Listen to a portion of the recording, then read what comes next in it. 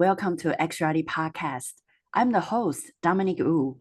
Each week, we will have conversations with industry leaders to explore the unexpected connections and opportunities between diverse sectors in the world of spatial AI and XR. Today, our guest is Alex Fernandez. Alex is a self-starting entrepreneur who thrives on projects that blurs the line between learning, art, and emerging technology. As a passionate builder, teacher, researcher, and tester of XR immersive media, Alex leverages his business background in agile methods and the product marketing development to specialize in innovation, digital inclusion, and using emerging technology as learning tool.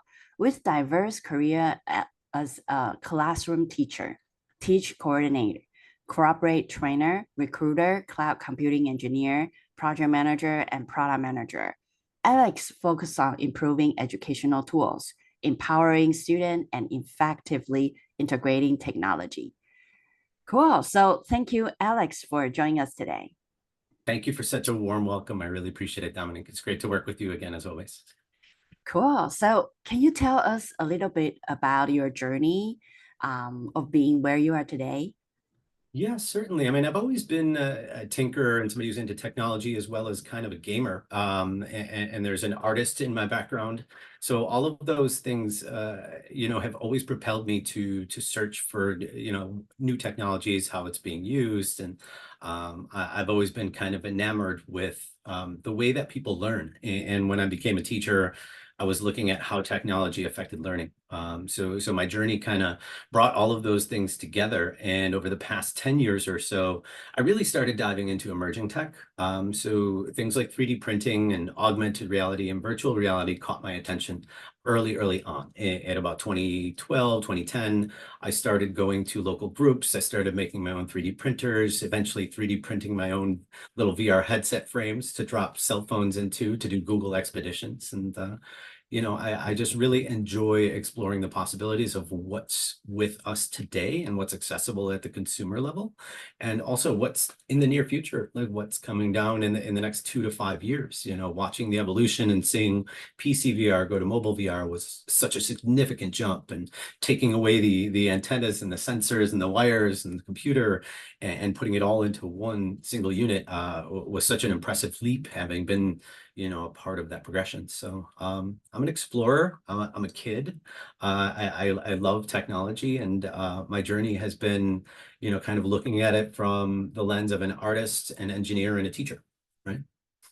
Cool. So what's your background? For example, like what did you learn? I know you have a lot of transitions of career in your life. I Yes. know. So that's why you are so amazing. You can mingle everything together, and right now you are where you are today. So can Mhm. you tell us, like, for example, like in how many years, or like transition to what expertise and that kind of For sure. different path leads you to different road path. Yeah. Yeah, I mean, a lot of the transition was, some might call it turbulent and some might call it, really disconnected. And for me, it was a journey. It was a journey of discovering myself, and putting myself into different situations and challenging myself in different ways. Early on, I realized that the career I had chosen and the degree program that I was in was something I really didn't want to be. And that's when I hit the brakes and I completely turned around and I went a different direction. And I encourage people to do that, because we're always so fearful that, like, if we leave this path that we're on, we're never going to get back on a path again. And I've turned around so many times. And like, my degree was first in business. Then I dropped out of school. I went to technology. I went back to get my degree in business while I was at night school. And then I ended up going into human resources for a while. Then I was an educator for a little while. Then I went back to the tech industry, right? And then while I was in the tech industry, I got, I rose up, and I was just getting grinded, and I didn't, like who I was becoming. So I went back to the classroom again. While I was in the classroom, I started up one company, and I incorporated my other, and started to get a little more aggressive. So I had two companies, and I had so much work that I had to leave my role as a teacher. And so now for the past 3 years, I've been an independent business owner, and kind of the owner of two startups, one as a sole proprietor and one as a partner, with four other people. Yeah, wow, this is very amazing types of path, because I find out a lot of XR creators or business owners, they all have a lot of different merging types of backgrounds to kind of form this business, because this business or this area is pretty much multidisciplinary types of area. Yeah, so yeah. And what do you see that XR and AI in education, especially how this turn the textbook become the 2D textbook becomes like more digital 3D world? What do you see this transition? Yeah, I mean, it's really interesting. You've got this integration of a new technology, and new technology is always something that people fear, right? It's the fear of change. It's the lack of comfort from the teacher perspective. It's the concern of security from the technology perspective. Then you look at the district level and the curriculars, like how does this add value to the learning and support retention of information, and how is that proven, right? So you've got all these different priorities and reasons of which you would either want to or not want to integrate it, right? There's always going to be reasons to do it and to not do it. And if you look back at things like the cell phone, which now is used as an active response system, and many people use in their corporate daily lives constantly for communication and information gathering and even content creation, where you're using AI tools that are super powerful on a very powerful computer, but it's all right there on your mobile device, right? So the fact is the tools are getting better, but we have to be better about the way that we implement them. And I think just dropping the tool in an education space is not the solution. It's finding really effective and targeted ways and purposeful ways to integrate it, providing the appropriate training and support, and realizing that not all teachers are going to need to know this. You need to provide them specialists that can help them, integrate the stuff in effective ways. And I think that's the biggest problem is a lot of times they look at the technology to just solve the problem by itself, but it really takes a whole well-rounded, and thoughtful implementation that takes into account the teachers, takes into account the students and their perspectives and their priorities, and really, really looks at, what are you trying to accomplish? How do you do it well on a small scale? And if you're going to grow it, make sure that you have the right people in place to allow it to continue to be successful, right? Because, oftentimes it works really well in this little bubble, and then all of a sudden you send it out to 100 other teachers, and it's like, why is it not working so well? Because that one teacher had a ton of expertise, probably experience, Oh, exposure, and comfort, right? And making sure that those other teachers have instructional technology coaches and co-teachers to come in and support them to help them integrate it, so they don't have to worry about the tech. They just have to worry about the learning. Like, how well are we, putting the information in front of them? How well are we checking to see whether or not they're retaining that information, right? And giving them a valuable experience and something with some freedom that allows them to explore in different ways, right? I've seen some really great examples over the years, and one of which I've seen recently that does such a fantastic job is called Newton's Room, and it takes Newton's law oh, of force equals mass times acceleration, and it shows how you can ricochet off of things, and it goes through this sequence of like 9 little activities, and you can do it with your controller, but you can also do it with your hands, oh, and it's wow, in mixed reality, so it's just wow. simple, it's fluid, it takes up the space in your room, and it does a really good job of navigating you through a sequence of basic elements of physics in a way where you're physically touching every single one of these things in some way. You're interacting, you're causing it, you're a part of it, you're contributing to it, right? And you're connected to what you're learning in a way that you aren't when you're just passively consuming information, right? And I think Mm, that's where the power is. I'm an adult who was undiagnosed with ADHD, and I've always had trouble focusing, and I've always had trouble like grasping anything that's on video or on text or whatever other format. I could do it 1,000 times over, and I just don't get it until I do it, until I physically touch it. That's why things like sculpture and things like building in Horizon Worlds with my controllers just felt so intuitive, right? It was this aspect of being physically connected to and moving through and interacting with the thing that I'm learning. And that right there was the thing that took my learning from here all the way up to here. And it's not just the way that I learn it, but the way I'm able to apply it.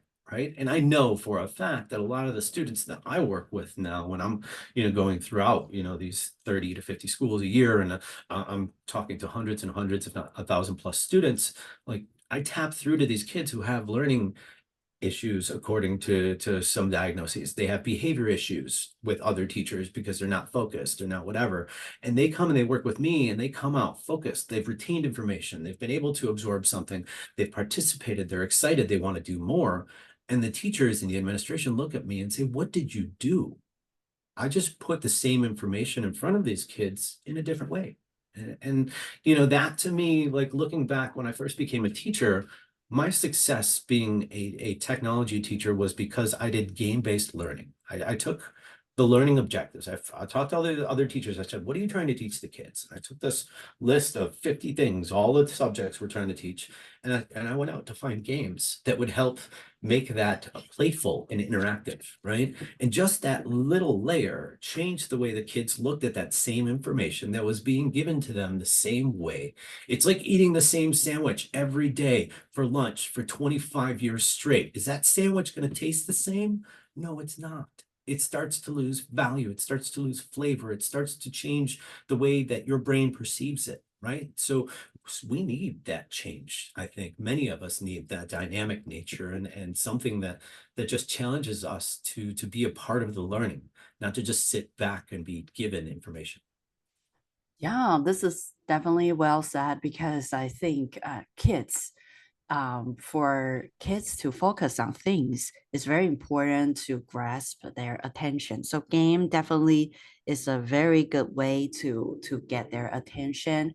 And what do you see like a teacher teaching AI? For example, like I'm currently adjunct professor teaching at Kenyatta. Mhm. And in your perspective, because we want to kind of implement AI into kind of coding education, what do you see? Because for me, when I prepare curriculum, I am kind of wondering, should I do something really boring at the beginning?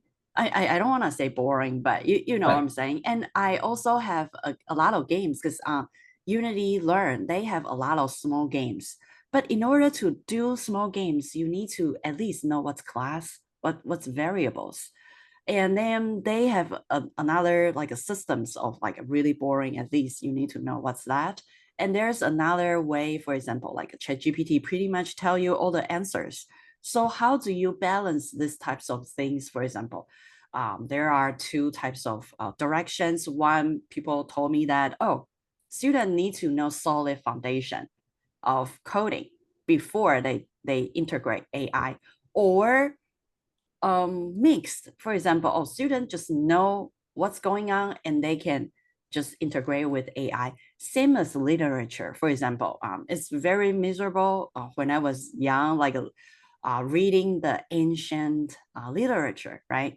But for example, like AI can really help you to kind of decode all the ancient kind of abundant knowledge. Should we utilize AI or like a focus on kind of the easy way of learning, but or like should we just like a just directly go to the hard one, just like what we learn, right? We've already had a solid knowledge and now AI comes. Like, what do you see? Like, should we mix it or should we Well, separate? I feel like AI is just a new tool in our toolbox. AI is another skill set. It's another expertise. It's another layer of technology in the way we interact with things. It's certainly something that can optimize your process. It can speed you up. It can get you more content. Whether that content is relevant, appropriate, and the best suited, that depends on how you're applying it and what you're prompting, right? Mm. So, I think it's important to look at AI as a holistic component of the process. It's not the solution. It's not going to give you the finished product in the final draft. It's going to be most of the time a rough draft and something that is going to require some refinement and some editing and some personal and human touch. And I think that's what in the end makes content really good, right? It's the what you're putting in needs to be of quality so that what you get output's of quality. But if that output is put into the wrong place, it doesn't matter how good it is. It's not going to be practical. It's not going to solve a problem. It's not going to be relevant, right? So, there's a couple of components to it. And I think it's important to look at AI as how it influences the process and how prompting is an important skill, like learning to prompt in different ways, right? Because you mentioned coding, and I don't know much about how AI works with coding. I don't know coding very well in general. So that I can't speak to that, but what I can speak to is how AI has been a part of the ideation process for me and our teams. And when you look at things like art, when you look at things like the writing process, when you look at things like skyboxes and 3D assets, these are all things that we've utilized AI tools to generate, whether it be versions or iterations or come up with, a bunch to then trim it down, and then we refine those a little bit. But they've all been influenced by AI in some way. I mean, I don't want to say that dramatically. It's like we do everything completely different and it's all done by AI. No, I think there's such an important human element and such a requirement of the skill sets of where the AI generated content is going to be applied, right? And how it's going to be applied. How is it solving a problem? How is it plugging a hole? How is it adding value, right? If it's not doing those things, it's a really fancy AI thing. Cool. I got this shiny, sparkly thing. Does it do anything? No, it's just shiny and sparkly. All right, great. Fancy, shiny, sparkly thing. And, we want, as engineers, I think we want to solve problems, right? We want to make sure that things add value, and understanding that AI is an important tool. It's an important part of it, but you don't necessarily need to become an expert on it to be able to utilize it. And I think a lot of people who claim to be experts, after studying it for 6 months and, being that AI has been in, technology solutions for over 20 years, it's like, you need to know the history of it. And people who are experts have been doing this for a long time, right? Yeah. Like myself, it's like people ask, like, why do you charge as much as you do when you do consulting? And why, are your programs, so robust? Is because, like, I've been doing this for 10 years. I've Mm, done it in all different industries, and I've learned the best way to do this because of practice, right? And I think that's something that you can't find somebody else who has thousands of examples of integrating this technology. And here in my local area, there's very few people who hold, that hands-on expertise, right? So, I mean, I think that's the value right now, is understanding how spatial computing is going to affect not just today, but tomorrow, right? And I think, like, there's a lot of aspects of the tools that are changing right now underneath our feet. And that when we talk about this in 6 months or 12 months, there'll be other things that changed underneath our feet. And yeah. we got to be reactive. We got to be ready to say, hey, I'm not going to let myself become obsolete. And I'm going to Mm, learn what I need to learn. And I don't need to be an expert in everything. And I think that's, like, some people want to do everything themselves. And I think that's the worst choice anybody could ever make. And I think you're just mm, shooting yourself in the foot at that point, because you're making your life so much harder. And working with teams, knowing your strengths, and even if you're good at something, let two other people do the same thing and then compare all three of your results and choose as yeah. a group which one is the best. Don't just Yeah. assume I'm really good at this. I can, I got this. I'm the one. I'm going to do it. It's done. It's like, okay, that's one way to look at it. But you Yeah. could say, Right. look, I'm really good at it, but I know other people are good at it as well. I'm going to do my best, and I'm going to put that on the table, Yeah. and then Right. get two other people to do the same thing. And then let's, as a group, and then maybe some outsiders, let's bring in some other people. And that's where you do product testing, you do beta testing, you integrate, you put it in the hands of actual users, Yeah. and you find out, like, what's your opinion? Because I think it's good, Yeah. but I'm one person, right? Yeah. Right. We need a lot of people to believe this is good. Right. Yeah, and I recently keep listening to a lot of podcasts and a lot of like investors like saying they think that in the future, for example, even at AWE or in bar, mentioned that the good game from a lot of really good XR studios, it seems like they keep the studio size like a 2 to 5 people. So Mm. it's like the studio size is smaller and smaller, and a lot of people predict that in the future, there will be $1 billion worth startup built by 4 to 5 people or even less. So what do you see these types of kind of trend for the future of education? Because our parents taught us that, oh, you just need to learn that one expertise, and that thing will help you to support your entire career, right? And the school education diploma is such an important thing in the past.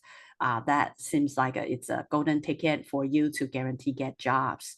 But now it seems like things changes. You see big company lay off people, and it seems like I sometimes wondering where's the money go, because you see in at least in XR industry, I don't know other industry, but it seems like the creators is looking for projects, right? So, and I saw like a lot of senior creators, they before I would say back into 2021, 2022 during COVID, I remember people keep asking me like, oh, we need metaverse experts.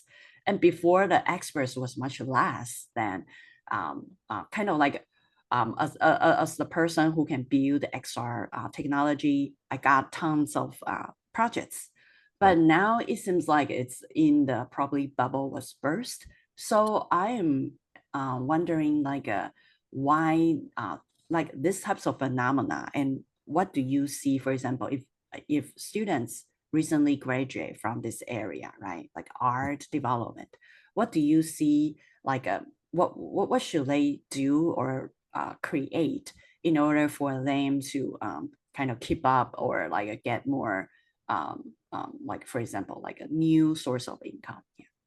Yeah, I mean, like, as far as monetizing, I mean, we could talk a little bit about that, but like when you talk about like what skill sets they should develop, and you know, like any professor, I think, in any game design curriculum anywhere is going to tell you your portfolio is going to be worth, you know, 1 million words, and that's what's going to show people what you're capable of doing, and then your actions and your performance are going to be worth, you know, another 1 million words, because it's the way you work with teams, the way you contribute, the way you meet deadlines, how professional you are, those types of things, right? So Mm, I think right now it's important to have a diverse set of tools in your tool set.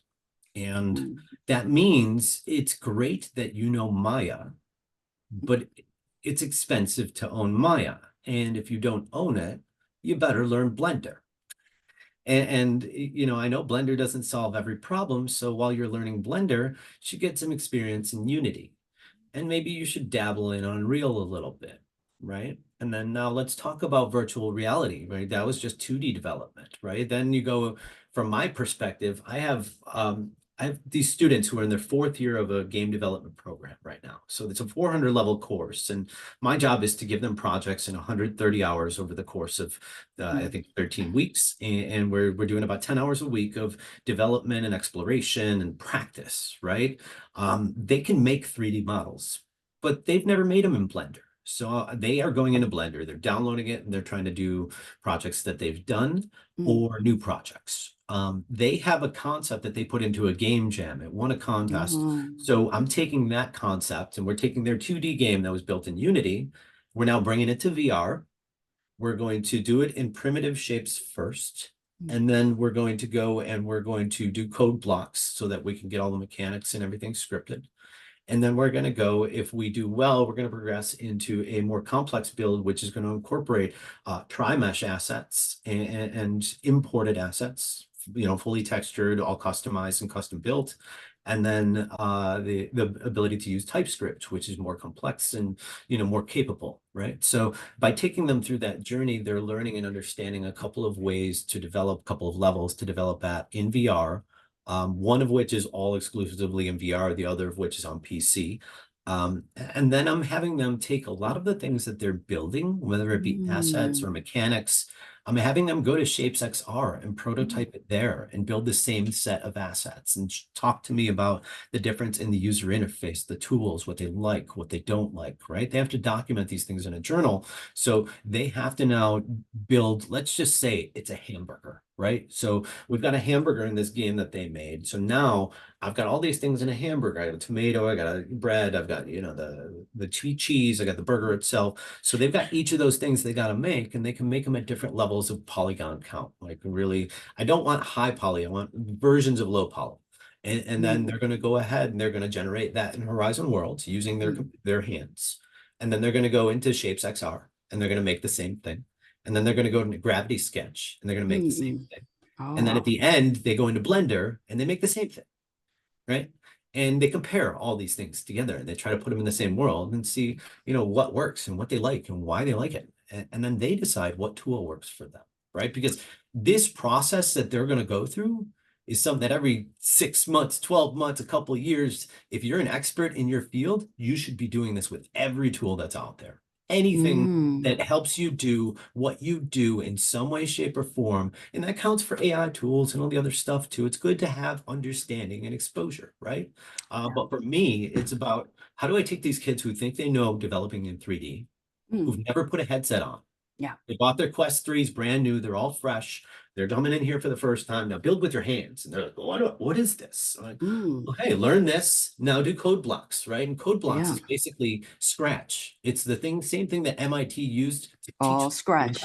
Yeah, it's the visual code blocks, and the code blocks that they have in there are so similar to that. It's the same thing as Minecraft coding. Like if you get it, you get it, right? And if you don't, it's not that hard to pick up. It's color coded. I can do basic things, but I don't like coding. So I let other people do the more complex stuff. I derive the requirements and I say, here's what I needed to do. Here's how I wanted to do it. Here's when I want it to happen.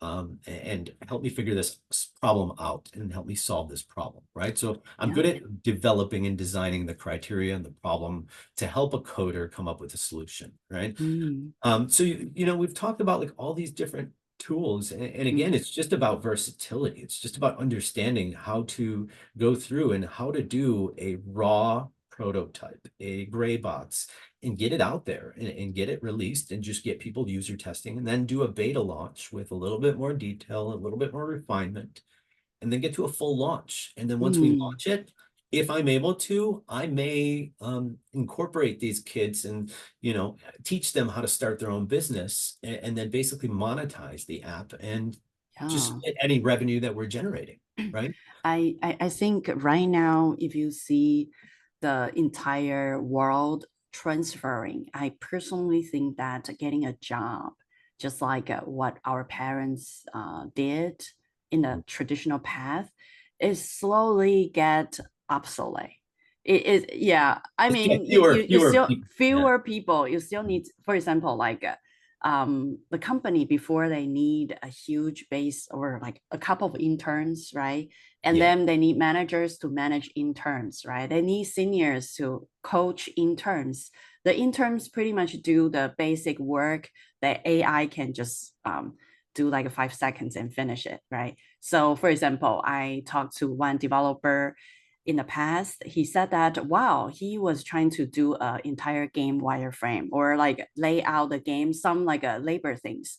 But now using ChatGPT, because he was a senior developer, he was able to ask ChatGPT the right questions. Because seniors can ask the right questions and get everything done very fast. And junior might ask tons of questions and couldn't hit the target. For sure. So because of ChatGPT, the entire company doesn't need the laborers to build, like, for example, like the structure.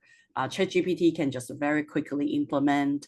The senior can implement the entire thing. So intern was gone, and the management before seniors has a partial job duties to assist, helping out, coaching the junior one. So it seems like because AI automate more like mediocres, which is normally referred to more junior level, then it seems like if like, for example, college student, I totally agree with what you said that, just create a game and start monetizing it. And if you see Roblox, and also there are a lot of metaverse kind of platform. I don't want to say metaverse, but it seems like those game Call them platform. social VR or multi-platform environments, right? Because most Yeah, of them are right. going multi-platform now. Like you're seeing that most of them are going to go that are in VR also have a desktop and also have a mobile version, right? I think Yeah, I find out that a lot of things are kind of like a twin, kind of like a merged together. You couldn't really use the traditional terms or like some certain, like they are not purity game. They are not multiple player games. They have a lot of different elements in, for example, Roblox as education programs or Minecraft. So it seems like it becomes a community or becomes another world that kids are involved and building some interesting things and learning things together. yeah, yeah. I mean, the interaction, the collaboration, like it's important to learn how to work together. I mean, you talked about, the fact that, tools are not necessarily making people obsolete, but not requiring these large teams and having all this overhead, right? I think Mm, you mentioned it before, but you talked about like the overhead of a company having an office and having, mm, all these different departments and having different floors and different, all this stuff going on. And just to be able to stay afloat, you have to bring in so much money, right? yeah, And I right. think we talked a little bit about how company startups are different. And I've been a part of 3 startups now, right? So my Mm, first one, I'd say close to 10 years ago, I was a part of a startup. It was like 20, I was employee number 26 or something like wow. that, Mm, right? So I was very early on. Company ended up becoming very successful in selling. I ended up walking out on day 26 day 26. because I realized that this manager is not the type of person I want to work for. That I Oh, didn't like the way he treated people. mm, He was very demanding, very militant. He talked down to people. He had hired a lot of college kids, and he was just oh, barking orders all over the place. And I was just not going to have it. I had been an experienced professional. I knew what I was doing, mm, and just he started, just emotionally bursting out. And I'm just like, you know what? Thank you for the offer, but I'm going to go ahead and I'm going to leave. Here's my badge. And, I realized that that was not for me. And I was fortunate that I didn't spend a lot of time. And then my second venture, mm, it was perfect for me. I was employee number 76. I was there till it was about 120 employees. I was there for about 2 years. I was the chief product officer, or I was a product manager for the division, the education division. So I was mm, running the manufacturing of laptops here in mm, Western New York, and yeah. an amazing thing going. But the management had overspent, and they were just overspending on lavish things. They made a giant break Mm, room that they spent too much money on, mm, and it was mismanagement of funding and money. So mm, it was basically like a 500 level course in what not to do as a startup owner, right? It was like mm, a lot of really good things from the culture, the mm, standpoint of what we built, the product, all that was really good. mm. But the back end management, it's like these are all the things that you don't do, right? So, Yeah, right. keep an eye out, be aware, don't make those same mistakes in the future. And now fast forward to here I am 3 years ago and I'm starting my own business. And like you mentioned, it's myself and 4 other people to Mm, start this business, the 5 of us. wow. All 4 of those I met as avatars in virtual reality during COVID. I worked with them. I had hired one of them to work with Mm, me. Actually, 2 of them I had hired to work on smaller projects and things like mm, that. And then we just decided, like, there's some opportunity happening here. We each have little projects. We're all working on it. Why don't we just do it together? And yeah, right, right. let's incorporate. And there's Inspire Create Labs is formed, right? I'm Yeah. still a school teacher. So Mm, during the day, I'm teaching school. As soon as I get out of school, I'm having meetings with executives and design teams and getting things ready. And we got a couple of opportunities early on that really snowballed our growth. And it was right when that metaverse boom was happening that you were talking about, right? So yeah, right. very fortunate to be there, but we were low overhead. We didn't have an office building. We didn't have Yeah. a bunch of other people that we hired and salaries and this and that. We weren't even paying ourselves. We paid ourselves when we made money. And that Yeah, was right. pretty much it, right? It's like if we weren't making money wasn't getting paid out. So we didn't Yeah. bleed. We didn't just sit there and have to pay for rent for an office or, Yeah. all these other things. Like we had some overhead, but one of our partners is a lawyer, so he does all of Mm. our legal work. You know what I Wow, mean? that's That really good. Yeah, that's you have significant, right? That is so significant. So his yeah. work right there is is worth gold. Yeah, And lawyer's fee is at least 1,000 per hour. Wow. so yeah, I mean, needless to say, it's fantastic to have somebody with that expertise as a part of the core team. And then from Yes. there, we've got 30 to 40 contractors that we've worked with over the past few years that we've brought Mm. in for anywhere from 10 to 15 different job titles, right? And usually Wow. it's on a project basis. It's just, we have this project. Here's what we need. Here's how much we have to pay for it, and here's Mm. when we need it by. And we would offer it to one or a few people, and people have taken it and grown with us. Many of them have gone off to other companies and are working either full-time or part-time with other agencies as well.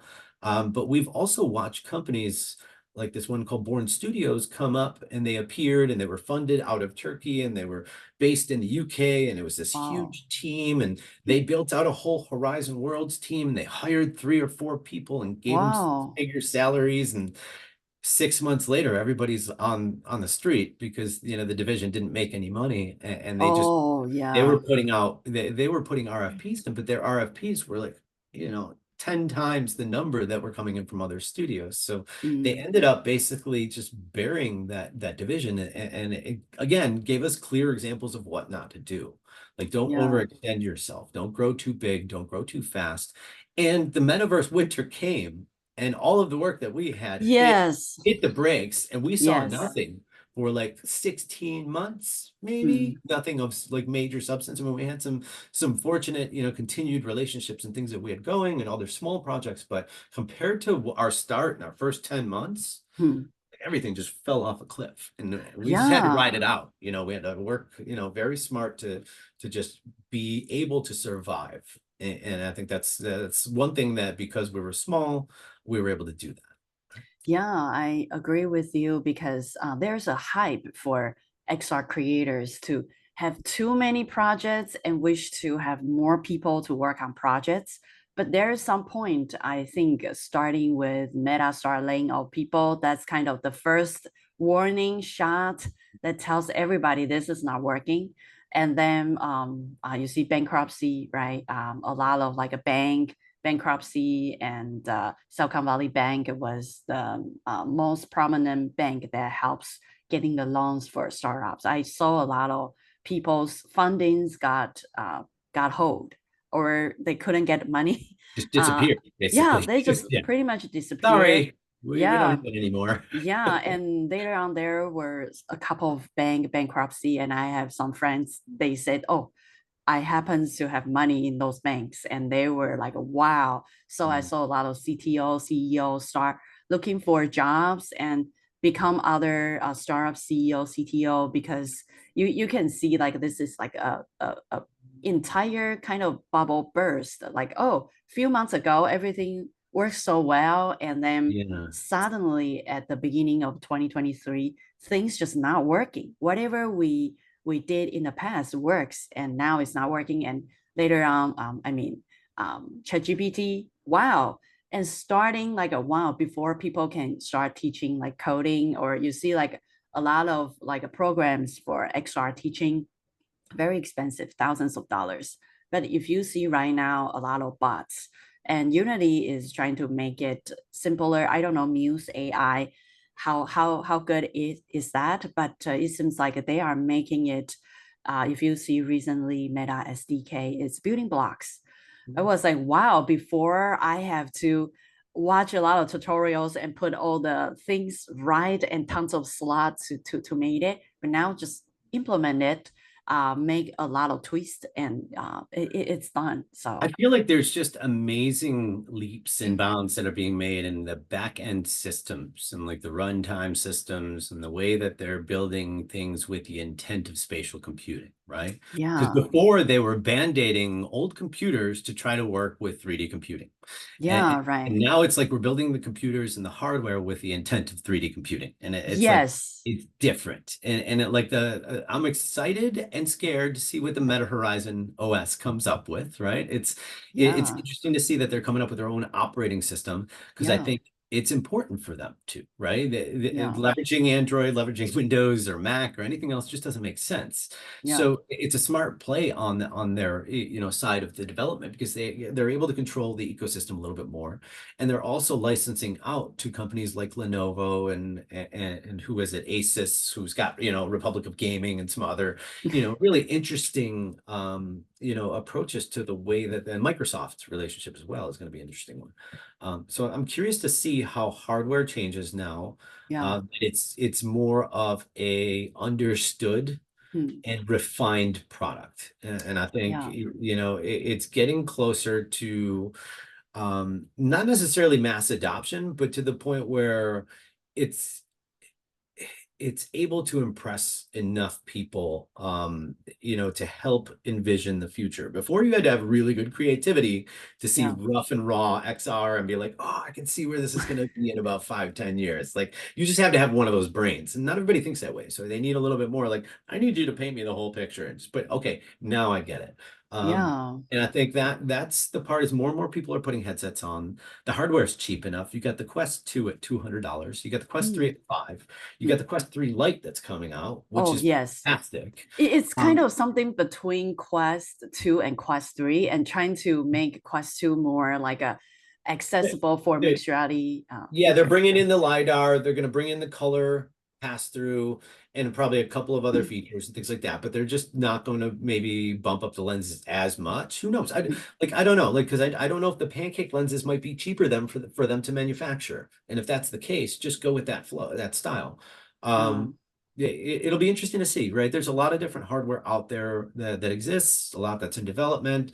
I Mm. mean, I remember going back to like the Samsung Gear VR, the first Oh, wow. when That's the the first one first that one that I try. yeah, the first one that plugged in to the actual headset had buttons over here, and then eventually Yes. one controller way Yes. later on. Yes. I bought the thing for like $300. It was just I had like a gear, like the development kit. Oculus Go, Oculus Go. Ah, there you go. Yeah. The Gear VR was interesting because you had to put a Samsung phone in there, but it really did a great job of like starting to incorporate head movement and stuff like that. So it was three Yeah. degrees of freedom.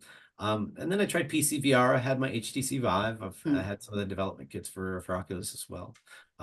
Just I enjoy experimenting with the tech where it's at right now. And like I just downloaded a super bike game, like one of those racing games where you're on the Oh, motorcycles where you lean all the way. oh, wow. It's I, it's so realistic. I'm you playing know what? multiplayer. I So heard that when you ride those like a moto, like a locomotion bike types uh-huh. of games, when you turn, you need to stay your head upright, up Oh, yeah, so you don't get sick. And oh, it's kind of doing the balance thing. So yeah, I think one of the interesting thing for the it, future it of it the does hardware. it does the steering just like this, so I don't have to move my head, but I find I'm doing this anyway because I'm because Yeah. but it feels like it's like the rock climbing game, the climb. The first couple times I tried that, I'm like, why are my hands sweating? And all of a sudden my knees are shaking because I'm on a cliff, and it just felt so real. Yeah, so I mean, I want to continue to see experiences for people to be more impactful, Hmm. and for them to continue to look at this technology with purpose and with Yeah, intent, right. and how it can be a tool and not just a toy, and how it can help kids find careers that they enjoy, that they have fun with. Yeah. And really, we can't predict what those devices will look like in 10 years, because Hmm. it's going to be a pair of ski goggles that can do so much stuff that we can't even imagine, right? Yeah, And, right. and it'll be easy for to kind of use it in different ways. And Yeah. um yeah, it's fun Wow. to be a part of it. So Yeah, so what do you believe are key factors for the successful adoption of XR, AI, immersive technology in education settings? in education settings, I mean, I feel like the biggest thing that you need is it's a champion, right? Yeah. It's having somebody who's going to really support the integration, right? You have to have somebody Mm. who knows it, who believes in it, and who's going to make sure that it's successful. I mean, just like with any technology that you're putting into a school system. The next is the devices, and the overall software and the hardware needs to be managed effectively. And that could be managed XR, it could be Arbor XR, it could be this new system that Meta is coming out with for education, because they do have a Meta for Education program they're coming out with, which will have management systems and deployment, assistance and stuff like that. But there's going to be a cost associated to that, right? So you have a per Yes. device cost and an annual cost, and that carries through every year. You're going to use that service.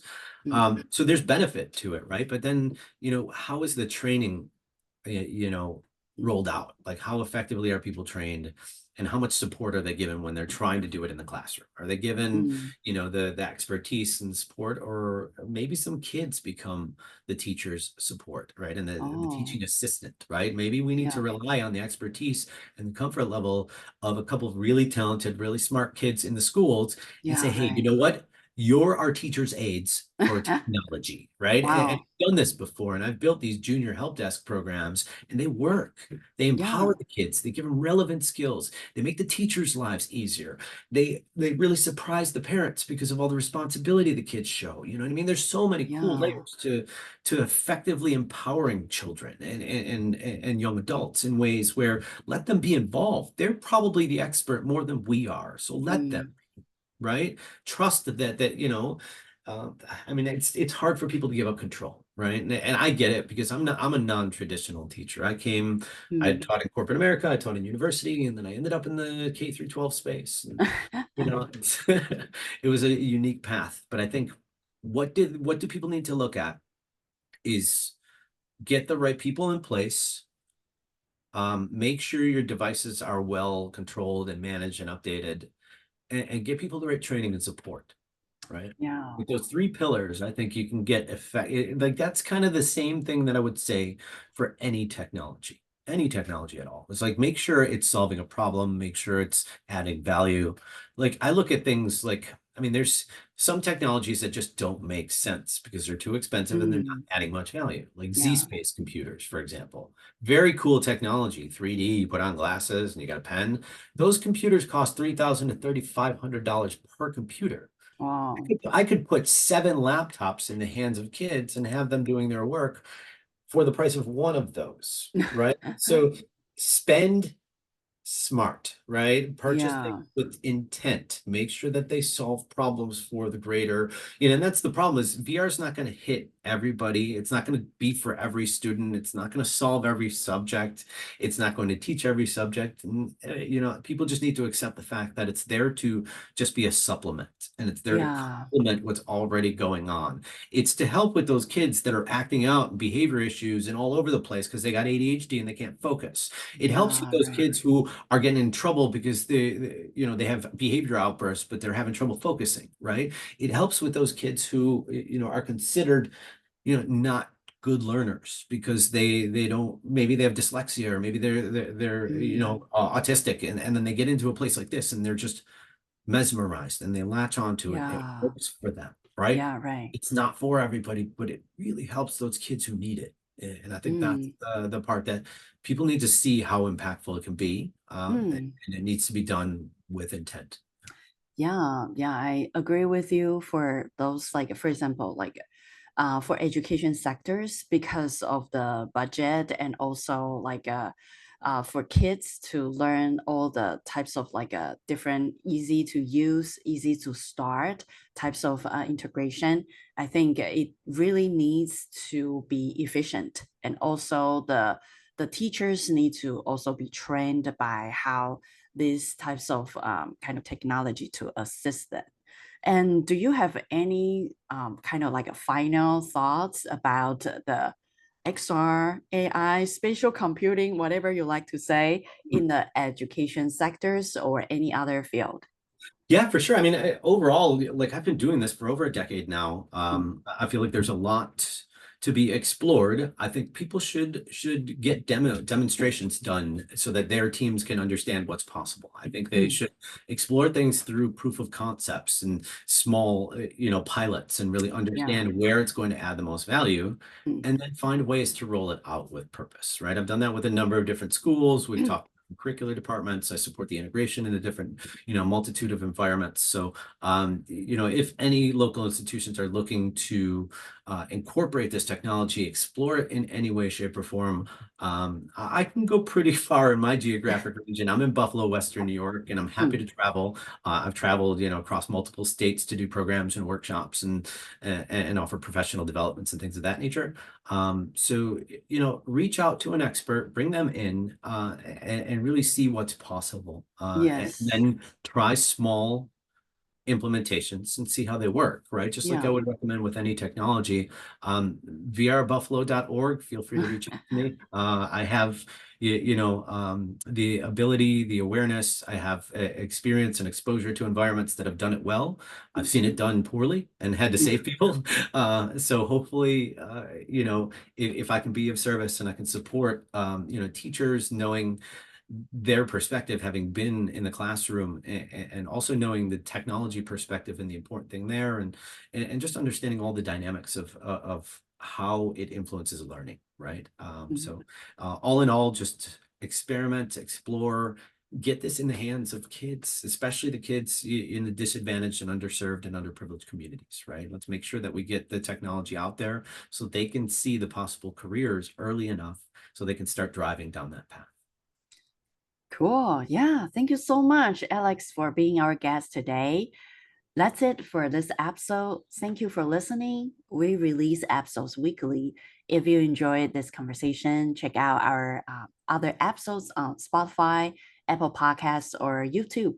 Support us by giving us a follow and a 5-star rating, or subscribe to our channel and give this video a like. Thank you and see you next time.